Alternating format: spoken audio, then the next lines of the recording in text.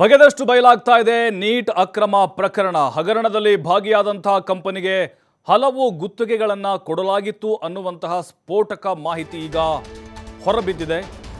ನೋಡಿ, ನೀಟ್ ಅಕ್ರಮ ಇದರ ಹಿಂದೆ ಯಾರಿದ್ದಾರೆ, ಯಾವ ಕಂಪನಿ ಇದೆ ಅನ್ನೋದು ಈಗ ಒಂದೊಂದೇ ಸತ್ಯಗಳು ಬಯಲಾಗ್ತಾ ಇದ್ದಾವೆ. ಅಂದರೆ ಈ ಕಂಪನಿಯ ಇತಿಹಾಸ ಏನು ಅನ್ನೋದು ನಿಮ್ಗೆ ಹೇಳ್ತಾ ಹೋಗ್ತೀವಿ ನಾವು. ಬಿಜೆಪಿ ನೇತೃತ್ವದ ಸರ್ಕಾರ ಹಲವು ಗುತ್ತಿಗೆಗಳನ್ನು ಈ ಕಂಪನಿ ಕೊಟ್ಟಿದೆ. ಈ ಹಿಂದೆ ಅಕ್ರಮದಲ್ಲಿ ಭಾಗಿಯಾಗಿ ಕಪ್ಪು ಪಟ್ಟಿಗೆ ಸೇರಿತ್ತು ಗುಜರಾತ್ ಮೂಲದ ಕಂಪನಿ ಎಜುಟೆಸ್ಟ್ ಸೊಲ್ಯೂಷನ್ಸ್ ಪ್ರೈವೇಟ್ ಲಿಮಿಟೆಡ್ ಎಂಬ ಕಂಪನಿ. ಇದು ಕಂಪನಿ ಸಂಸ್ಥಾಪಕ ನಿರ್ದೇಶಕ ಸುರೇಶ್ ಚಂದ್ರ ಆರ್ಯ ಅಂತ ಹೇಳಿ ಹಿಂದೂ ಸಂಘಟನೆಯ ಅಧ್ಯಕ್ಷರು ಕೂಡ ಆಗಿದ್ದಾರೆ. ಈ ಕಂಪನಿಯ ಮುಖ್ಯಸ್ಥ ಸುರೇಶ್ ಚಂದ್ರ ಸರ್ವದೇಶಿಕ್ ಆರ್ಯ ಪ್ರತಿನಿಧಿ ಸಭಾ ಎಂಬ ಹಿಂದೂ ಸಂಘಟನೆಯನ್ನು ಕಟ್ಟಿಕೊಂಡಿದ್ದಾರೆ. ಈ ಸಂಸ್ಥೆ ಆಯೋಜಿಸುವಂತಹ ಹಲವು ಕಾರ್ಯಕ್ರಮಗಳಿಗೆ ಬಿಜೆಪಿಗರು ಭಾಗಿಯಾಗಿದ್ದಾರೆ. ಪ್ರಧಾನಿ ಮೋದಿ ಸೇರಿ ಹಲವು ಬಿಜೆಪಿ ನಾಯಕರು ಭಾಗಿಯಾಗಿದ್ದಾರೆ. ಅದರ ಕೆಲವೊಂದಿಷ್ಟು ಫೋಟೋಗಳನ್ನು ಕೂಡ ನೀವು ನೋಡಬಹುದು.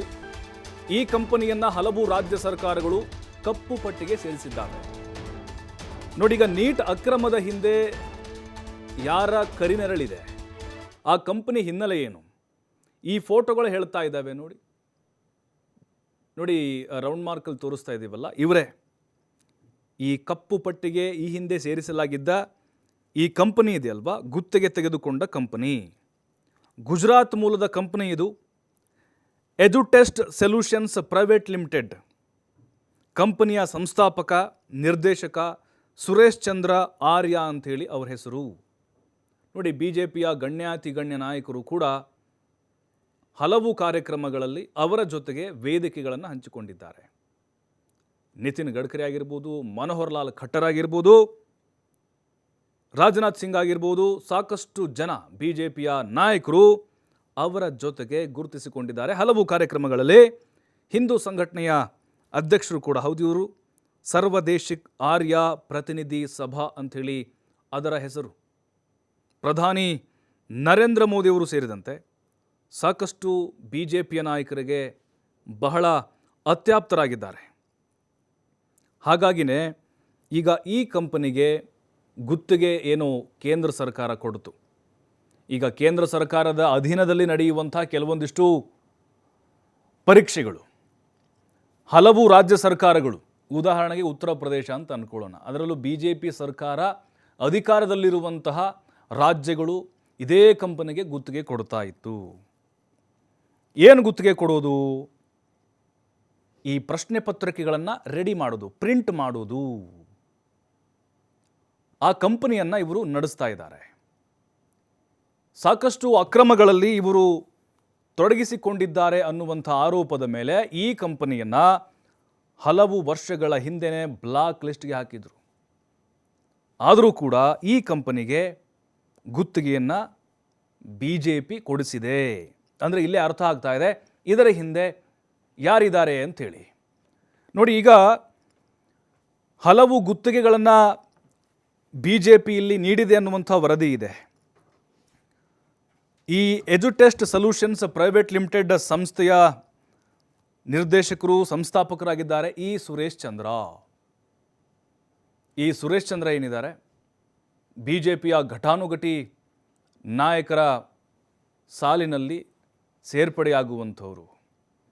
ನೋಡಿ, ಈ ಒಂದು ಕಂಪನಿ ಅದು ಯಾವ ರೀತಿಯಾದಂಥ ಅಕ್ರಮಗಳನ್ನು ನಡೆಸಿದೆ ಅಂತ ಹೇಳಿದ್ರೆ ಪುಟಗಳು ಸಾಕಾಗಲ್ಲ. ಇದರ ಒಂದು ಮಾಹಿತಿಯನ್ನು ನಾವು ಹುಡುಕ್ತಾ ಹೋದರೆ ಸಾಕಷ್ಟು ರಾಷ್ಟ್ರೀಯ ಮಾಧ್ಯಮಗಳು ಕೂಡ ಇದರ ಬಗ್ಗೆ ವರದಿಯನ್ನು ಮಾಡಿದ್ದಾವೆ. ಅಂದರೆ ಇಲ್ಲಿ ಈ ನೀಟ್ ಅಕ್ರಮದ ವಾಸನೆ ಖಂಡಿತವಾಗ್ಲೂ ಅನುಮಾನಗಳಿತ್ತು. ದೊಡ್ಡ ದೊಡ್ಡ ಘಟಾನುಘಟಿಗಳ ಕೈವಾಡ ಇಲ್ಲಿದೆ ಅಂಥೇಳಿ ಈಗ CBI ಕೊಟ್ಟಿದ್ದಾರೆ, ತನಿಖೆ ಆಗ್ತಾ ಇದೆ. ಇಲ್ಲಿ ಗೊತ್ತಾಗಬೇಕಾಗಿರೋದು ದೇಶದ ಜನರಿಗೆ ಯಾವ ಕಂಪನಿ ಗುತ್ತಿಗೆಯನ್ನು ತೆಗೆದುಕೊಂಡಿತು ಅಂತೇಳಿ. ಅಂದರೆ ಇವ್ರು ಯಾವ ರೀತಿ ಬಿಂಬಿಸ್ಕೊಂಡು ಬರ್ತಾ ಇದ್ದಾರೆ ಅಂತ ಹೇಳಿದ್ರೆ ಬಿಜೆಪಿಯವರು ಕಡಿಮೆ ದರದಲ್ಲಿ 2017ರಲ್ಲಿ ಸುರೇಶ್ ಚಂದ್ರ ಅವರ ಪುತ್ರ ಕೂಡ ಅಕ್ರಮದಿಂದ ಜೈಲು ಪಾಲಾಗಿದ್ರು. ಸಂಸ್ಥೆಯ ವ್ಯವಸ್ಥಾಪಕ ನಿರ್ದೇಶಕ ವಿನೀತ್ ಆರ್ಯ ಜೈಲು ಪಾಲಾಗಿದ್ರು 2017ರಲ್ಲಿ. ಬಿಹಾರದ ನೇಮಕಾತಿ ಅಕ್ರಮ ಪ್ರಕರಣವೊಂದರಲ್ಲಿ ಸೆರೆವಾಸವನ್ನು ಅನುಭವಿಸಿದ್ರು. ಇಷ್ಟಾದರೂ ಈ ಕಂಪನಿಗೆ ಪರೀಕ್ಷೆಗಳನ್ನು ನಡೆಸೋಕೆ ಕೇಂದ್ರದಿಂದ ಗುತ್ತಿಗೆಯನ್ನು ಕೊಡಲಾಗಿದೆ. ಕಳೆದ ವಾರ ಉತ್ತರ ಪ್ರದೇಶ ಸರ್ಕಾರ ಕಪ್ಪು ಪಟ್ಟಿಗೆ ಸೇರಿಸಿದೆ ಇದೇ ಎಜುಟೆಸ್ಟ್ ಕಂಪನಿಯನ್ನ.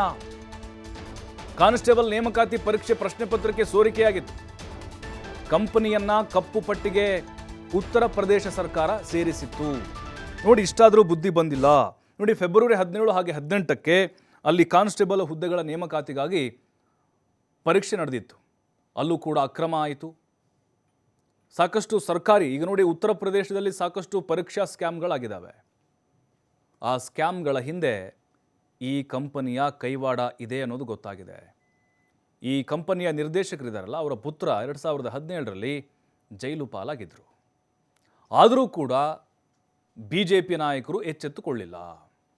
ನೋಡಿ, ಉತ್ತರ ಪ್ರದೇಶದಲ್ಲಿ ಮತ್ತು ಬಿಹಾರದಲ್ಲಿ ಯಾವ ಸರ್ಕಾರ ಇದೆ, ಅಲ್ಲೂ ಕೂಡ BJPಯ ಒಂದು ಜೊತೆಗೆ ಮೈತ್ರಿ ಮಾಡಿಕೊಂಡು ನಿತೀಶ್ ಕುಮಾರ್ ಅವರು ಸರ್ಕಾರ ಇದೆ. ಅದರಲ್ಲೂ ನಾವು ಈ ರಾಜ್ಯಗಳ ಪಟ್ಟಿಯನ್ನು ಗಮನಿಸಬೇಕು.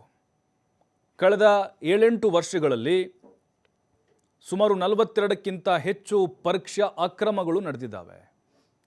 ಪರೀಕ್ಷೆಗಳು ರದ್ದಾಗಿದ್ದಾವೆ, ಮತ್ತು ಮರುಪರೀಕ್ಷೆ ನಡೆದಿದ್ದಾವೆ, ಪ್ರಶ್ನೆ ಪತ್ರಿಕೆ ಸೋರಿಕೆ ಆಗಿದ್ದಾವೆ. ಈ ಎಜುಟೆಸ್ಟ್ ಅನ್ನುವಂಥ ಕಂಪನಿ ಗುತ್ತಿಗೆಯನ್ನು ತೆಗೆದುಕೊಳ್ತಾ ಇತ್ತು.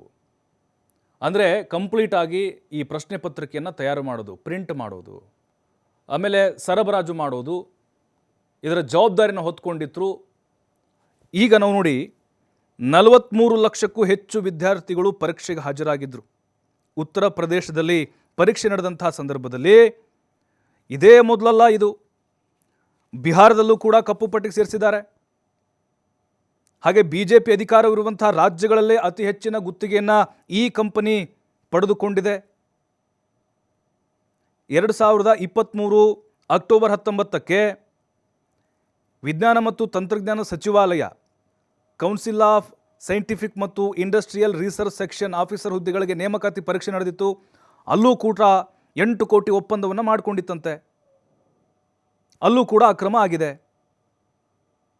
ಛತ್ತೀಸ್ಗಢ ಸರ್ಕಾರ, ಹರಿಯಾಣ, ಅಲ್ಲಿ SSC ಎಕ್ಸಾಮ್ ಆಗಿರ್ಬೋದು, ಜೊತೆಗೆ ರಾಜಸ್ಥಾನ, ಅಲ್ಲೂ ಕೂಡ ಅಕ್ರಮ ನಡೆದಿದೆ. ನೋಡಿ, 2017ರಲ್ಲಿ ಆ ಕಂಪನಿಯ ನಿರ್ದೇಶಕನ ಬಂಧನ ಆಗುತ್ತೆ. ಅದಾದ ಮೇಲೂ ಕೂಡ ಪ್ರಶ್ನೆ ಪತ್ರಿಕೆ ಸೋರಿಕೆಯ ಪ್ರಕರಣಗಳು ನಿಲ್ಲಲಿಲ್ಲ.